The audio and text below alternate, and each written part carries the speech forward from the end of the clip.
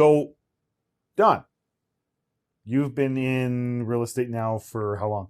10 years. 10 years. 10 years. That's crazy. Time flies. Absolutely crazy. And you've been with Royal LePage the whole time? Yes, I have. Okay. There was never any doubt that this is where I was destined to be. So tell us a little bit about your background. Where did you come from before you decided to pull the trigger and get your real estate license? Well, I've taken the road well traveled, you might say. Been in sales and commission related sales for quite some time now.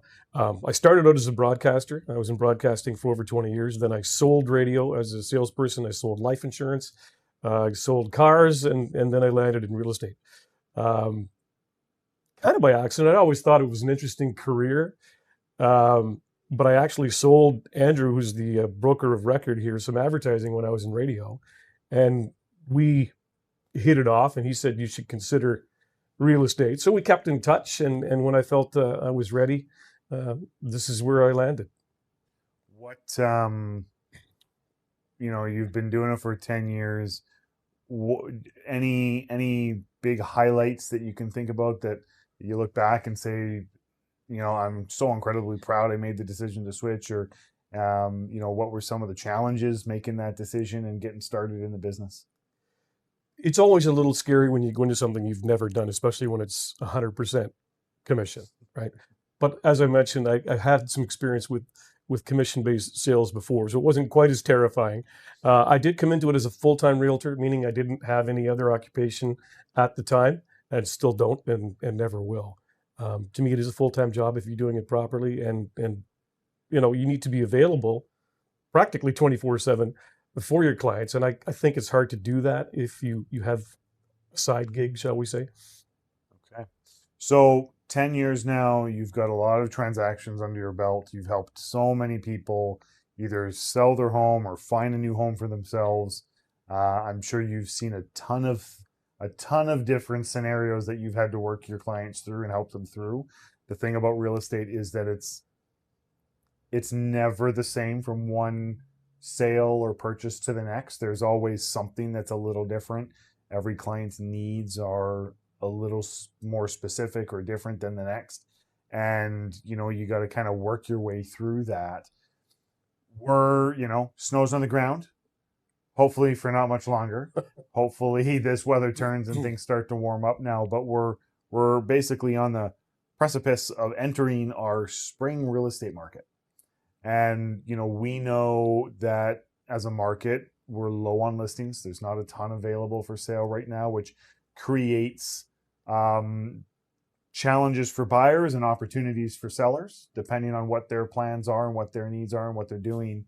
But let's think about buyers for a second.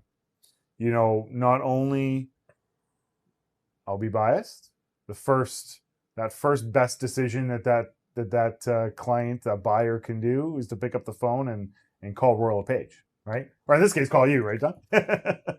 But to pick up the phone and call a Royal LePage real estate professional. And that is step number one. But working with as many buyers as you have, can you provide some insight in terms of what some of the key things are that a buyer should be thinking about when they pick up that phone to call their Royal LePage real estate professional, or to call you to say, hey, I'm looking at buying a house. What do I do?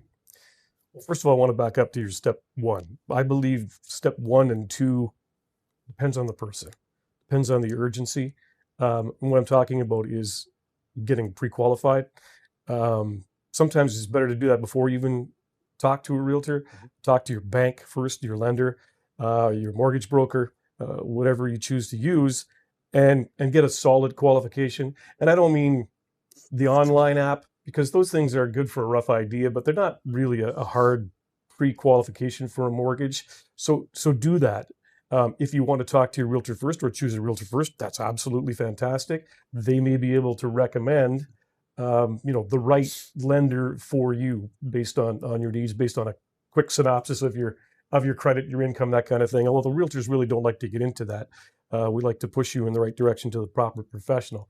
That is a good first step as well. So And either or. and I'll jump in there. Just you said you made a comment there about more than just the online application. So you're looking at suggesting that they've talked either in person or over the phone with a local person that understands the market, 100%. Yeah. that is a mortgage specialist at the institution that they're at, or a mortgage broker. And you're suggesting that that institution or that mortgage specialist should have taken an application, reviewed their paperwork, collected the pay stubs, collected the letter of employment, made sure that you've kind of done your due diligence in advance so that you're as pre-approved as possible, so that you don't run into challenges Yes. at offer time. And two things. I mean, I've had this happen to me where, I always ask, first question a realtor should ask is, are you pre-qualified for a mortgage? And I've had a person say yes. And I can be a trusting soul, depending on the person. My first instinct is not to doubt you, but I've gone as far into the deal as we were, a week from closing, and it turned out this individual had used an online application and only got around to sitting down in front of a flesh and blood mortgage broker at the very end. And unfortunately, the deal fell through because they did not qualify. And we don't want that to happen to anybody because it's a long road. It's stressful. And can you imagine, you're a week away from putting the key in the door to your brand new home, and then the rug gets pulled right out from underneath you because you weren't as qualified as you thought you were. In some cases, not even close, right? Yeah. And I think in a broader perspective, that speaks to the importance of using a professional that is trained, that understands the market, and that is there to support. So when it comes to your mortgage, it's not just about the account person that you've dealt with for 20 years and that mom and dad dealt with for 20 years. It's about using that RBC mortgage specialist, or that TD mortgage specialist, or that Dominion Lending Center's mortgage broker, where their sole responsibility and job is to know that business. It's about making sure that you're using an insurance professional and not doing some online quotes. It's imperative that you've got a good strong relationship with a lawyer that understands the market that you're purchasing in, because there's a lot of nuances when you get into real estate. And I'm gonna go out there and say it's also why, when you are thinking of buying or selling your home, you should be using a licensed real estate professional. 100%. They are, we're trained. The amount of training and retraining that we as professionals have to do to make sure that our clients are protected going through the biggest transaction they will ever do, in the average Canadian's life.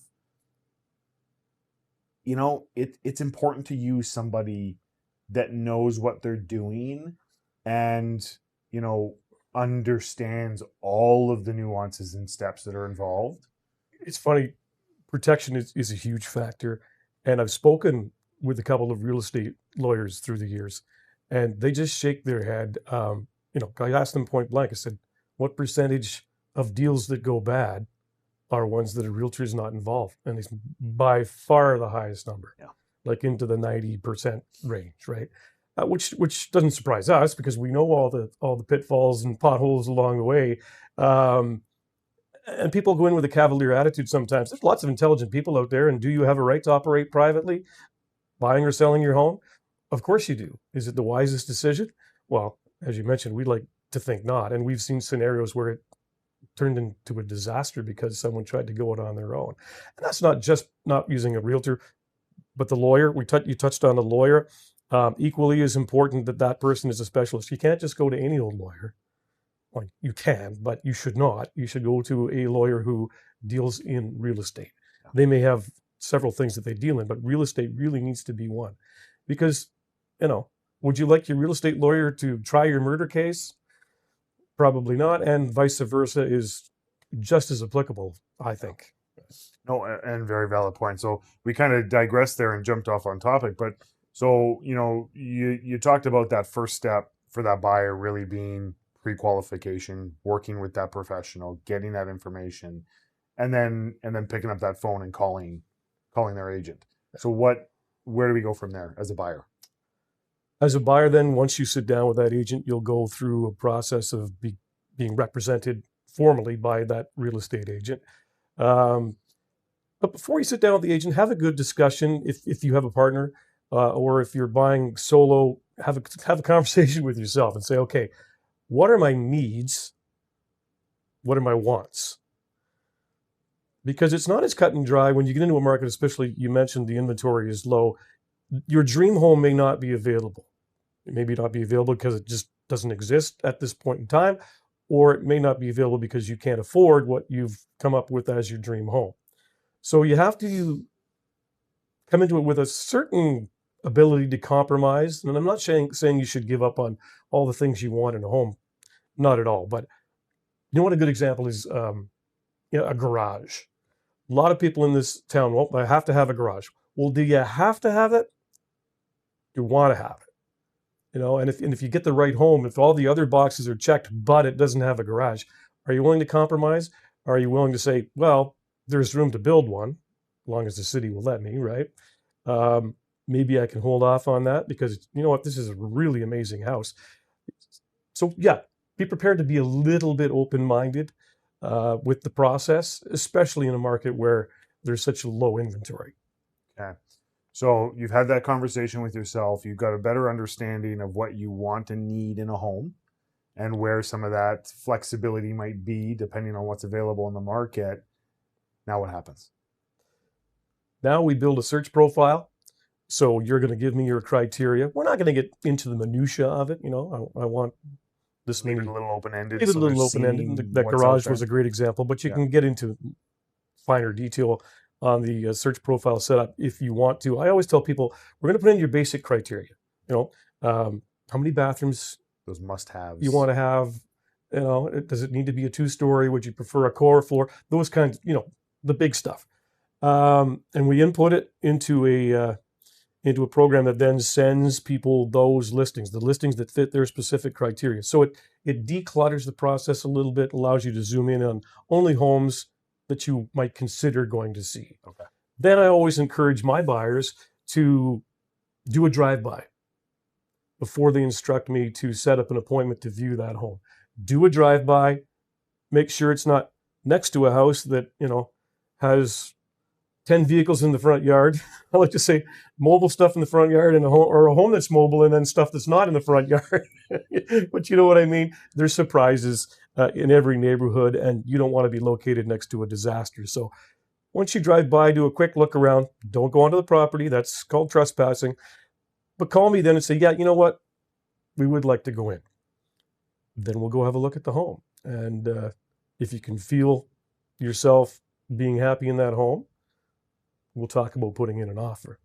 And I think there's some misconceptions sometimes, especially for people that have never bought a home before. They drive by that house and they see, oh, it's got Royal LePage's sign on it, or it has a different brand sign on that front yard, and they think, oh, Don is only with Royal LePage, he can't show me that other house, or Don's a licensed realtor, so he can't show me that private.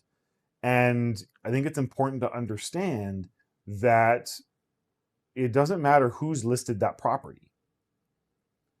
That person that you have signed a buyer representation agreement with, that you have now has an obligation and a responsibility to help you and protect you through that buying process. Right. And whether that house is listed with Royal LePage or with a different brand or privately, that is something that you can facilitate. And it's important that it doesn't matter whether it's private or listed on MLS, that first phone call is to you.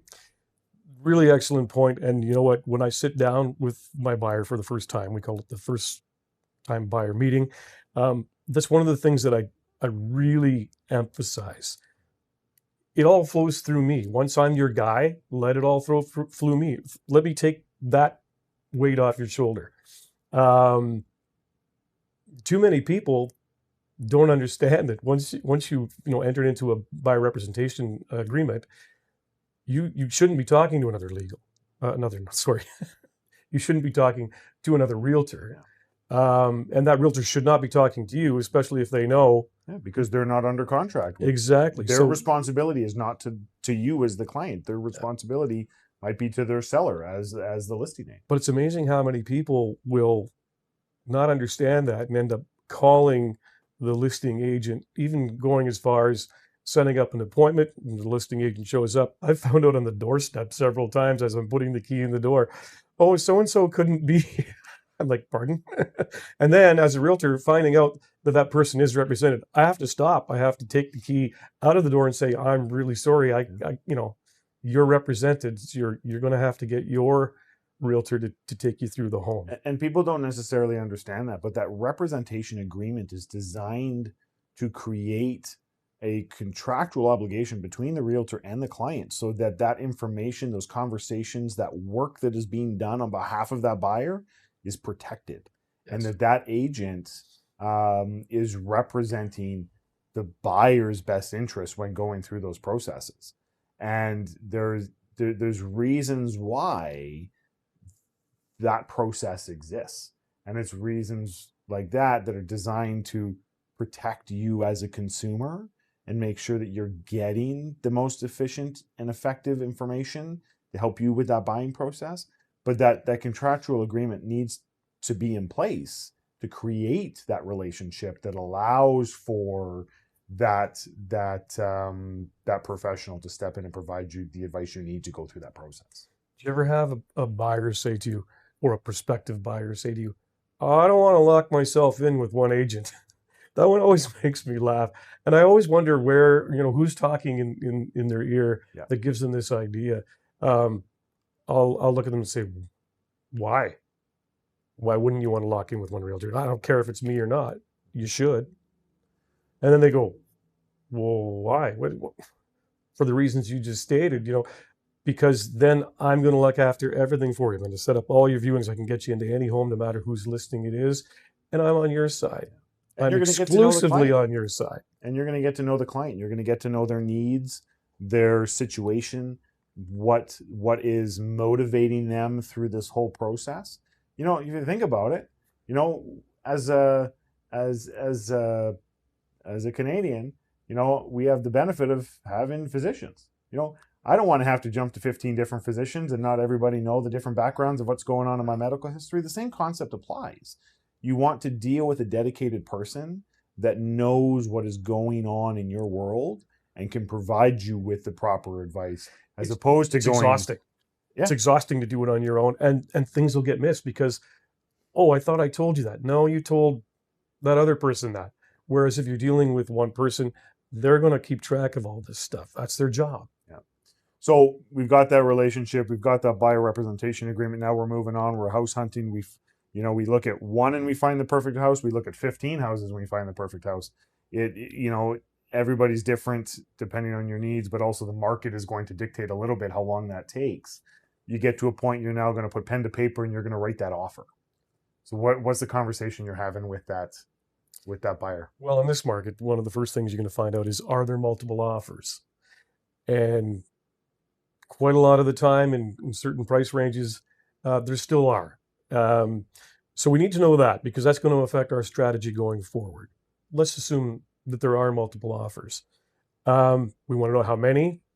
You're going to want to sit with me and say, well, do you think the asking price landed in the right range to start with? Because that's going to, have a big effect on how much you write as your offer.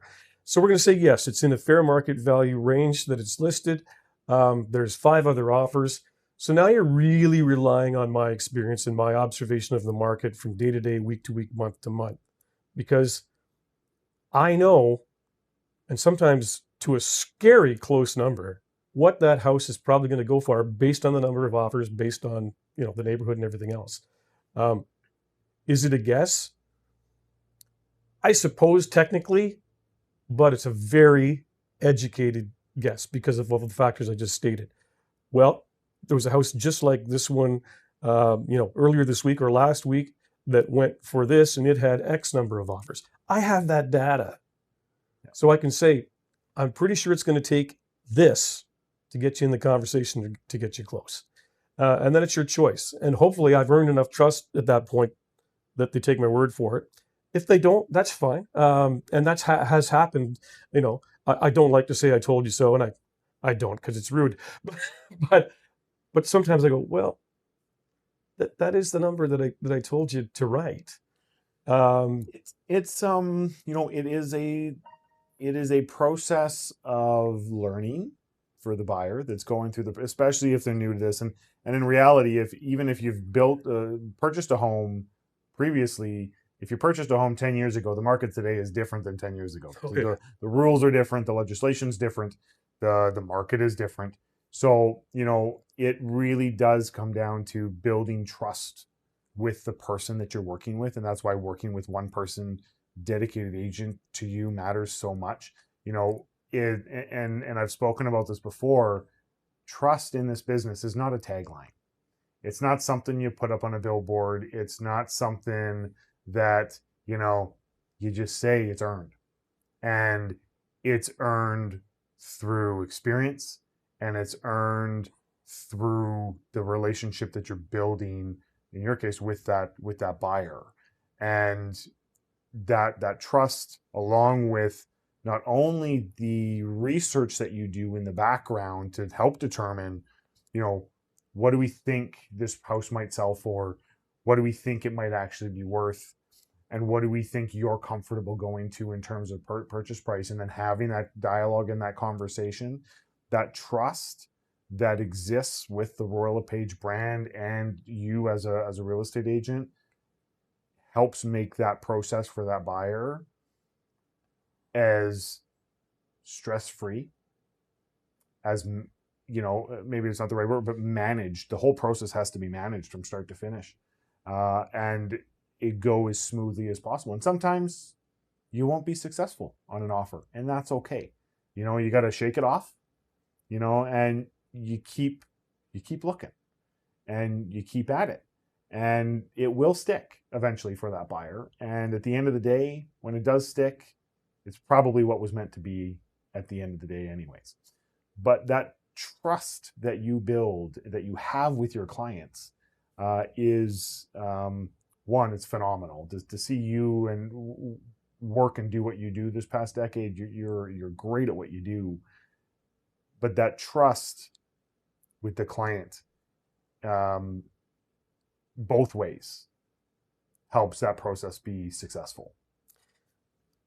You need to get off to the right start with the potential client, and I think, you know, it speaks to integrity, and which also is the road to trust, right? People can see you have integrity; they tend to trust you a little more easily. So when the process starts, I first talking to somebody, whether it's a lead, you know, that's been sent to me, or whether it's a referral, start the process out properly. Show them that you're going to play by the rules, because, you know, some don't. Mm-hmm. And I think that's huge. And although some perceive rules as roadblocks or um, you know, just points of frustration, they're there for a reason. They're there to protect both buyer and seller. Um, and I don't want to play fast and loose with those kinds of rules. So I think that's helped me to gain trust of my clients, and you know, hopefully get some referrals from them, which has definitely been the case. So Yeah. So offers successful at that point. Really, now it's about managing those next steps, whether you're having that home inspection done or well and septic test done, making sure that everything is communicated with the lawyer so that on closing everything's done, helping your buyer understand the closing costs involved and that final process. And then closing day, happy moving day, right? That's the ultimate goal, is to get your clients there to a scenario where things have gone smoothly. There's always hiccups, but we've managed those. We've worked through them. We've negotiated adjustments, or dealt with something that comes up on a home inspection, or made sure the financing is help through that process to make sure they have what they need to get that in order. And you get the closing's done, and the best transaction you can have is when they get their keys and they're happy, they're smiling, they've worked their way through it, and they're excited for the new home. And on the flip side, the seller is very happy with how things have played out on their end. So let's flip for a second from the buyer side of things. Really, it's about being prepared as soon as you can and getting things organized. But let's talk now about the other side of that transaction. You've got You've got somebody right now that's sitting at home in their living room thinking, my house is too big, my house is too small, I'm getting transferred out of town, I want to move into a retirement community, I want to, downgrade, whatever that looks like, or I'm going to move, I'm going to sell my investment property, I'm going to sell the family camp, or whatever that looks like. They're sitting at home, sitting in their living room now, thinking, what am I going to do? Spring market, it's coming up, things are warming up. What's their first step? It'll depend on how close to the decision you are, but generally, you want to talk to your realtor. So give me a call. I'll come over and do a market appraisal of your home. So we need to know what that range is. Look at your home, maybe take a few measurements, a few pictures just for myself, so I can refer to them when I get back to the office and do my due diligence. I'm not going to fire from the hip while I'm standing in your home saying, oh, it's about this. I may know, but I don't want to be wrong. So I'll come back to the office, do my due diligence, look at comparable sales, and come up with a range that I feel that home is truly worth in the market. And we can get into whether it's going to go higher or not. That's a different line of conversation. Then we'll discuss whether we agree on that number. You really should take my word for it because I've done the homework. And I want to get you the best possible dollar for your home. Why would I tell you it's worth less? Doesn't make any sense. By the same token, I don't want to tell you it's worth way more, because that just shoots you and I both in the foot, right?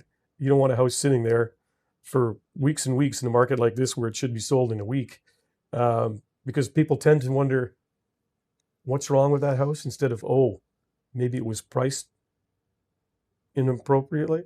The default seems to be what's wrong with the house, whether there's anything wrong with it or not. So yeah, nail that price. We agree on that. We sign a listing contract. But even before that, we should talk about things like getting the house ready, right? So yeah, all the usual things most people are aware of, clean it up, declutter it, depersonalizing is huge. And some people struggle with that because some people, use family photos exclusively as wall art. That's fine. If that's what you like, that's great. Family's everything. However, it's your family. It's not the buyer's family. And the buyer wants to be able to picture themselves in that space. It's hard to do when there's all kinds of smiling faces that you've never seen before looking back at you from the walls. So that's kind of key. Decluttering is so big too. So many people don't have the right idea of what decluttering really means. Talk to your realtor. I promise my clients, whether they're sellers or buyers, I'm always going to tell them what they need to hear. It's not always going to be what you want to hear. And I'm not telling you that you need to move this or get rid of that for viewings because I think you have bad taste or I think you're a slob. On the contrary, I just want you to position yourself and your home in the best possible light so we can get the best possible price for it. It's as simple as that. It's not personal. These are just things I know that will help you. And sometimes minimizing what's in the house helps that prospective buyer see themselves in that home. Yes. As opposed to you in that home as the seller. So it's about creating a first impression that allows that buyer to really walk in and be like, oh, I can see the kids playing in the basement. I can see us having family day here in the kitchen and, cooking pizzas and enjoying our Friday nights. And it's about creating an environment that they see themselves in. Yeah. And sometimes it's just about, moving a couple things out or boxing a few things up or clearing a few things up or changing some photos around. I got kids, the amount of toys in my house and activity stuff, is there. That's what a lived house in feels like. Just keep the toys off the stairs. You just gotta keep the toys off the stairs. You just gotta make it so that it's as tidy and decluttered as possible. Yeah. And play to your home's strengths. If there's a specific room or a specific feature, maybe you live in an A-frame and it's a floor to ceiling stone fireplace and it's just gorgeous with a live edge mantle and it's just well, then play to that strength. have the buyer's view get drawn immediately to that. Maybe it's your garage. All kidding aside, there's some amazing garages in this city. And maybe you do some work in there. Maybe you have a side job. You work on paint car. Who knows what it might be? Okay, we'll play to that strength, but make sure that for showings at least that garage is immaculate. If you almost eat off the floor condition. Yes, we know it doesn't look like that on a day-to-day basis, but if you want that garage to really sell it, to really drive it home, make sure it looks like it's never been used. And in addition to the declutter comment, there's also, when you're going in, we're going to look for things that might need to be touched up or fixed, right? It's not, we're not going to walk in and say, you need to gut your kitchen. But we're going to walk in and we're going to say, okay, well, we're noticing a couple pieces of missing baseboard. There's some marks in this wall that we should really just touch up. We don't got to paint the whole place, but we should touch up this wall for whatever reason. There was something there. Or, there's outside stuff. Front garden just needs a little bit of TLC, or the weeds need to be picked from the cracks in the driveway, and it might seem insignificant, but those first impressions matter, right? Curb appeal is a real thing. I was just thinking about this earlier today, actually. Curb appeal is a real thing. It's not just a slogan we throw around as realtors. So let's say you have an older house. You've done everything you can do to make the inside just spot on. Maybe you've redone the kitchen, the flooring, fresh paint, looks wonderful. But you've forgotten about the outside of the house. Well, to get the person in to see all the good stuff you've done inside, you need it to be attractive on the outside. I'm not saying you have to go through a complete renovation of the outside of the home, but if the soffit and fascia are peeling, you know what? That's not a huge job or a huge expense. Do it. Believe me, it's going to help, right? When a buyer looks at a home, even if they're prepared to do a certain amount of work, if they realize that work is minimal or perhaps even non-existent, it's going to give your house more selling points. There's no question. Okay, so you've got to the point where you want to make sure you've got enough time to have somebody come in like yourself and have that conversation, look at those things, and allow for time to get that stuff done before that for sale sign goes up in the front yard. But that, we're at the point now, you've gone through, you've signed a seller representation agreement with the client, you've done and collected all of the measurements, you've done, and there's been photos done, you've got your marketing strategy prepped, you've got your showing strategy prepped, and that for sale sign goes in the front yard. Depending on the price point, that seller could experience a lot of traffic, right? So we want to make sure that personal items are away and are removed from the home. It's important to know that when we're doing controlled showings, which is much more common nowadays than open houses, where it's just a free-for-all, we're scheduling times and that person is going through your home with a licensed, insured professional, right?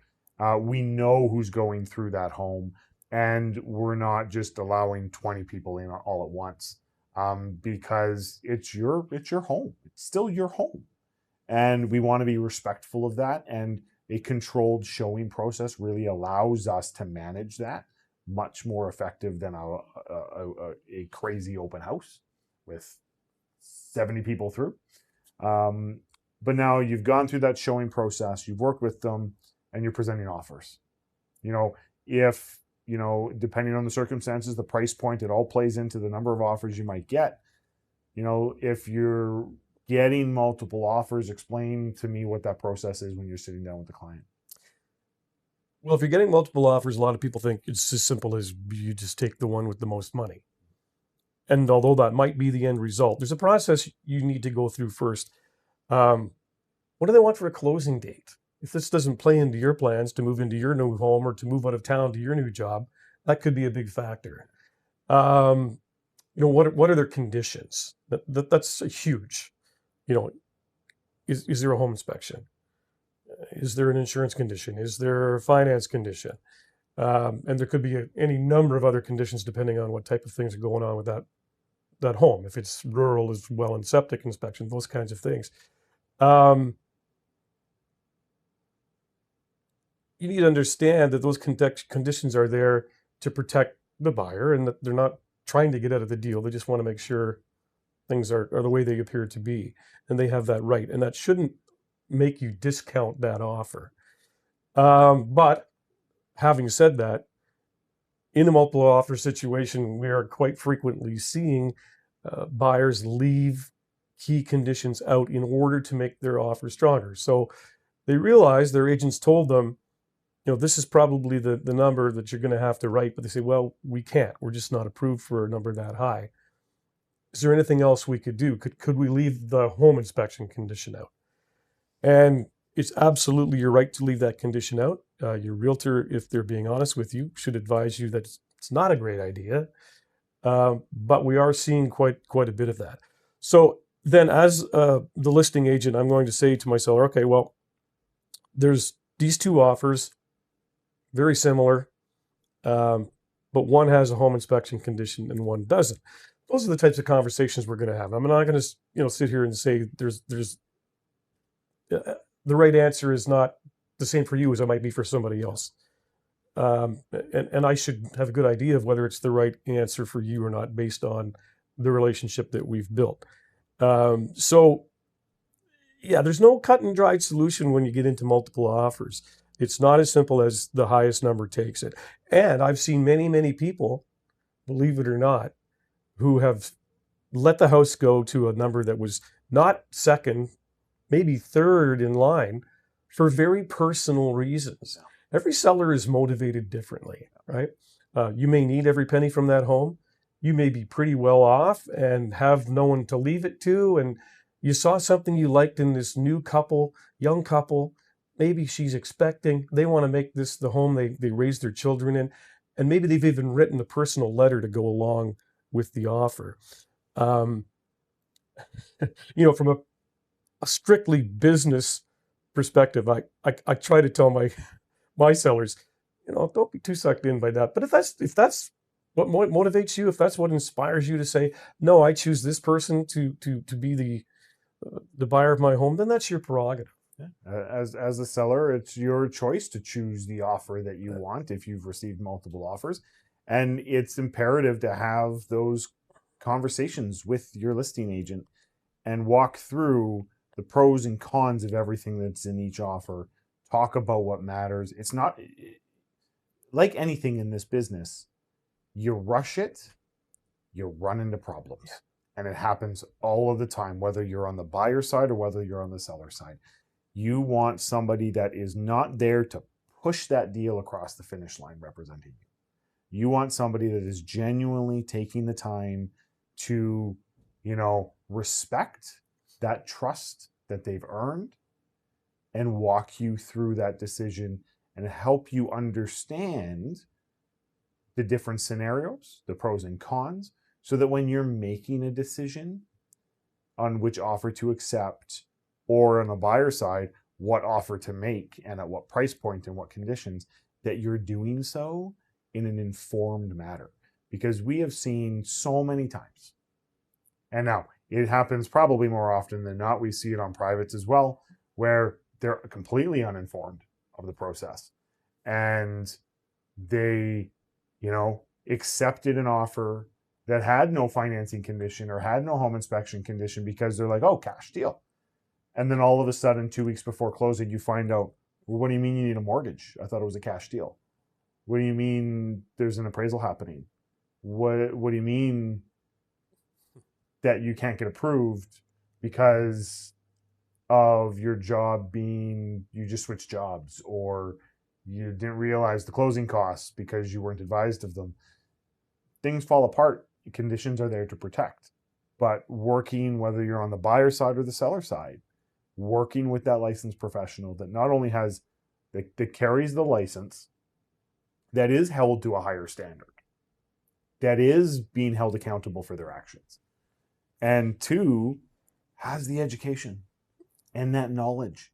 And even if the agent is newer in the business, has that brokerage behind them with the experience and the training and mentorship to help that agent work that client through that transaction. But when you're working on that side, when you're ultimately choosing that offer or making that offer, the decision is the client's to make, but it should be an informed decision. Yeah. And they should understand the risks, the ramifications, and how things are about to play out, so that there are no surprises.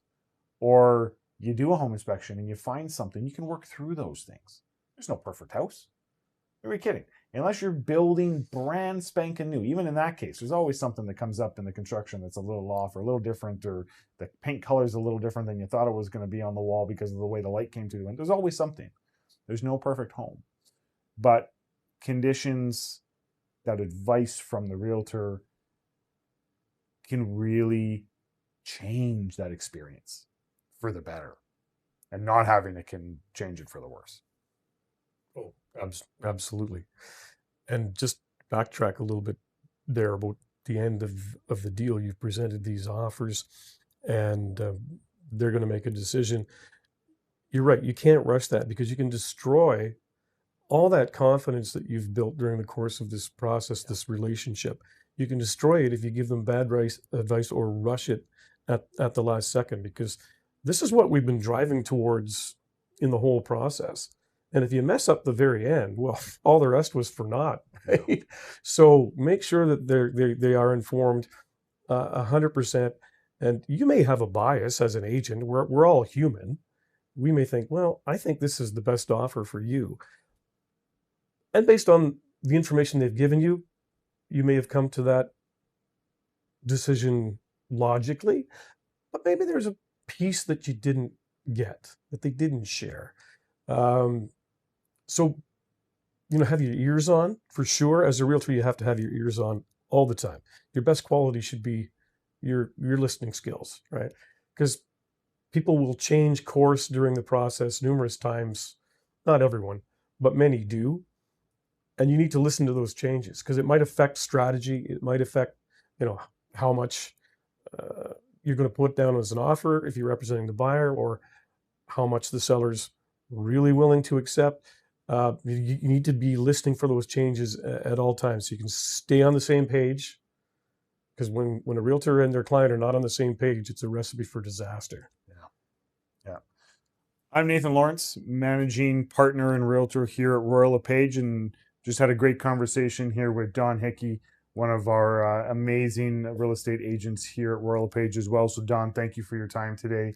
Appreciate your experience, your knowledge, your advice, and taking some time out of your crazy schedule in what is turning likely into a busy spring market, to sit down and have the conversation with me. My pleasure. Anytime, Nathan. Thanks very much.